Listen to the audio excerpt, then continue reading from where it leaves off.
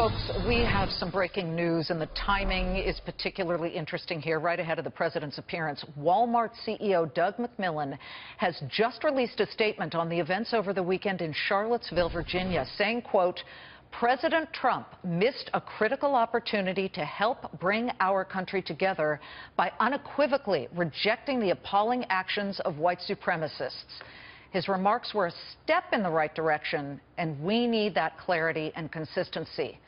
Well, despite the criticism, a Walmart spokesman said that the CEO will continue to serve on a presidential advisory council on economic development. So he is not leaving, Charlie Gasparino. But this breaking news comes, I think we expect in just minutes for the president to be speaking about infrastructure. What does this tell you? Well, it tells me this, and, you know, I'm getting a lot of stuff on my Twitter page about me being some sort of a left-wing ideologue. You? I mean, you know, I'm pretty conservative.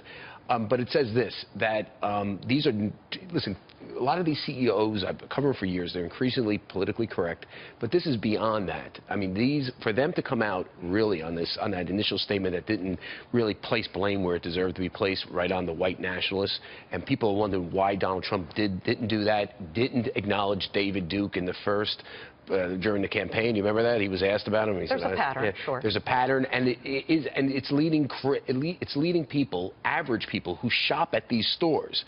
This isn't just the left-wing media tech world echo chamber.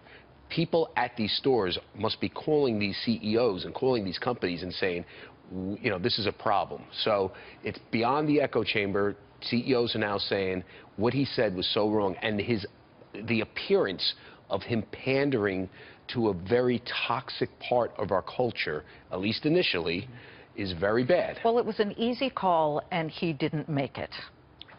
Listen. Initially. But then he came out, and the perception was that he had to have a gun held to his head just to even say neo-Nazi. I will tell you, the speech he gave yesterday was pretty good. It was, but again, 2 days late. The argument was that it should have been 2 days earlier. Or a day earlier. Again, the president will be appearing on something that matters to a lot of us, infrastructure, bridges, highways. He's going to sign a memorandum that makes it a lot easier to get these permitting processes through much more quickly, and that would make job creation #1 move there. But in the meantime, you've got yet another sands in the hourglass story about the Marlins. Listen, this story is captivating Wall Street, both Wall Street, because there's a lot of financiers around this, and baseball, because it involves the great Derek Jeter possibly buying a team with a group of financiers. And last week, as most people reported, except for us, I'll tell you how we hedged it. I said Derek Jeter is telling people he has a handshake agreement. We don't know too much about the agreement because, except for the sources telling us, and David Sampson, who's the general manager of the Marlins, that Jeter has a handshake agreement to buy, allegedly, Major League Baseball hasn't said anything. And one of the reasons why I'm hearing is that a lot of the bid still remains obtuse. It's obscured by exactly where the money's coming from, the $1.2 billion. Who's bidding? Do they have the money? And that's what baseball executives are telling us. Now, the details of this bid is likely to be the subject of a lot of talks during this week's owners meeting. It's going to be in Chicago. I believe it's Wednesday or Thursday and Friday. It's going to be very interesting. And, another wrinkle is waiting in the wings is the Miami billionaire Jorge Mas, who still, at some point, might be part of this bid because they're going to need his money, and he's got cash. Circling like a shark. No, I think he's just waiting on the outside, saying, when you're ready, I'm here. And he doesn't want to overpay. He doesn't want the bid to be there. So that's where we are right now. Thursday, Friday, during this owners meeting in Chicago, is going to be key. We're going to find out some stuff. Finish this up by Friday. I think, here's the thing, Liz. You don't like it, but our viewers love this stuff.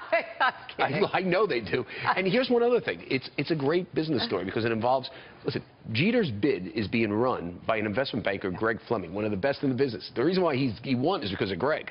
That guy is a long-time Wall Street investment banker, worked at Morgan Stanley, almost ran Morgan Stanley and Merrill Lynch. Hey, listen, I loved it when Mario Lemieux bought the Penguins. So, I like this stuff where players who know how to run this stuff Well, he doesn't. See, that's the thing. Jeter really doesn't know how to run. Well, we'll see. Baseball is worried about his business acumen. Well, just so you know. He'll learn. Charlie, thank you very much. Charlie Gasparino.